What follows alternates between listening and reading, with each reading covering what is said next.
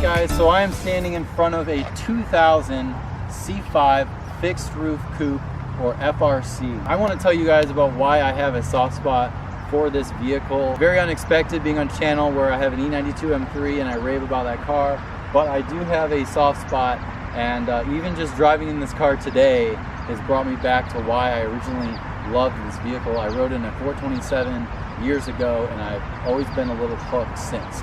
So first off, this thing is not a Z06. This is just the fixed roof coupe, or the FRC. The Z06 black wheels. So it also has the intake grills from the Z06, and it has a few other Z06 components that revises the look. Because the C5, in my opinion, the greatest downfall is it does look a little dated now. But so we're going to get on to a few facts. Nearly 400 horsepower, just under, 6-speed manual, 50-50 weight distribution, all fiberglass. And the reason is that it's 3,000 pounds, just over 3,000 pounds, I believe. So this car is super light and it's such a track monster. So we're gonna do a quick little tour around the car, and then we're gonna go for a drive, and I'm gonna tell you a little bit more about why I really love this car. This is the true test of a sports car ownership. We're just doing a simple video. This guy follows us out here and we're talking for like 15 minutes. Well, I'm not talking, he's talking, but he's telling us all about it. All right, so getting in the C5 FRC, you can see it does have the Bose. It has all your normal controls. Unfortunately, I would say it is a little dated. That is one of the things that is the biggest downfall of this vehicle. But I will say the heads-up display is standard in these cars, which is amazing. All right, another reason why I love this car is it actually has a trunk. Since this is the FRC, it doesn't have all that room taken up by any other component of the car. This is just a trunk that you can put several things, several golf clubs in here. You can see, I mean, you could actually fit probably like 3 sets of golf clubs in here. Definitely from the groceries. The only thing is kind of your entry level is a little far, but other than that, this thing lifts right up and you can see the fiberglass. I mean, this thing is super light. This car is actually fitted with a Corsa exhaust. It has Corsa X-Pipe, as well as Cook's headers. We are gonna get a little bit more bite when we are driving around, which is perfect. And I will tell you, it does have a little bit higher of an exhaust note, which I really like.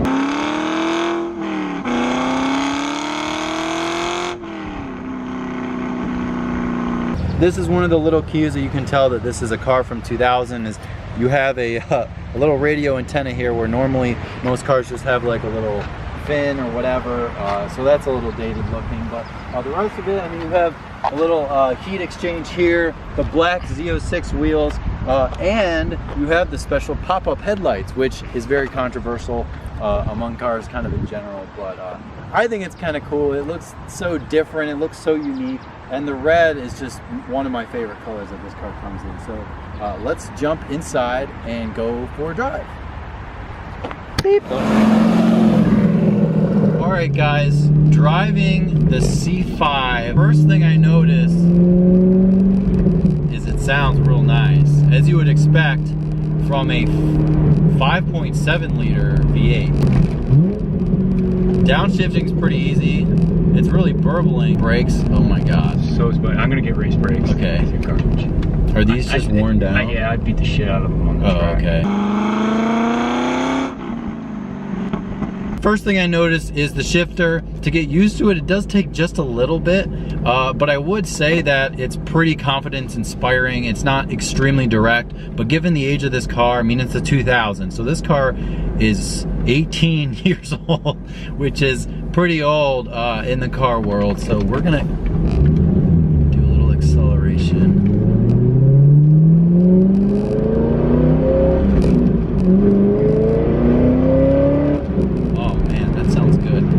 The acceleration is effortless in this car. I really like it.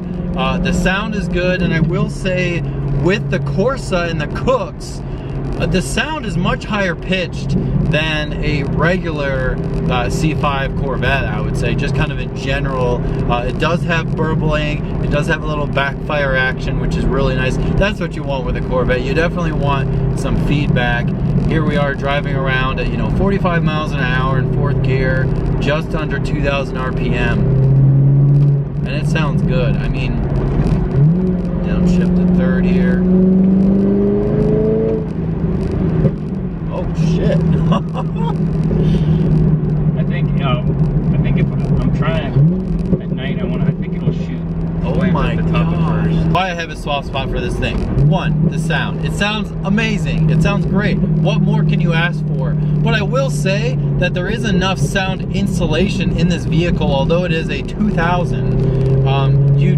You are able to get a normal ride without being committed to this loud, obnoxious vehicle. So we're in here, we're chilling, we do a couple little pulls, and we can just go about our day. To be honest with you, it's kind of like the M3. It's amazing how heavy modern cars are, and I think that's really the biggest downfall of the newer vehicles, despite all the extra safety, which is great.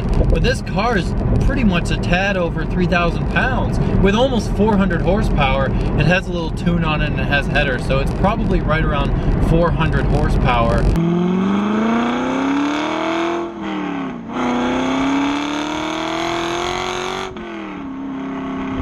So one last cool factor about this car before we end the video is the fact that it has heads-up display.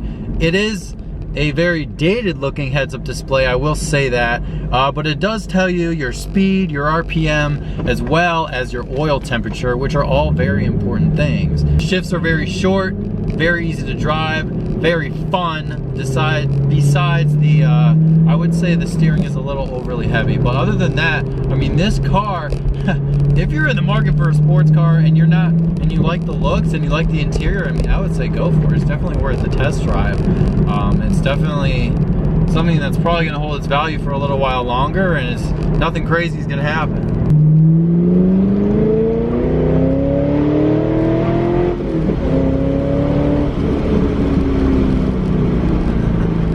Alright, on that note, I'm going to end this video. I love the C5. I still really love it. I do want to drive a Z06, so if anyone out there has a Z06 or knows where to get one, give me a little comment below and I'll hit you up. Again, thank you for watching. Leave a comment below if there's anything I missed.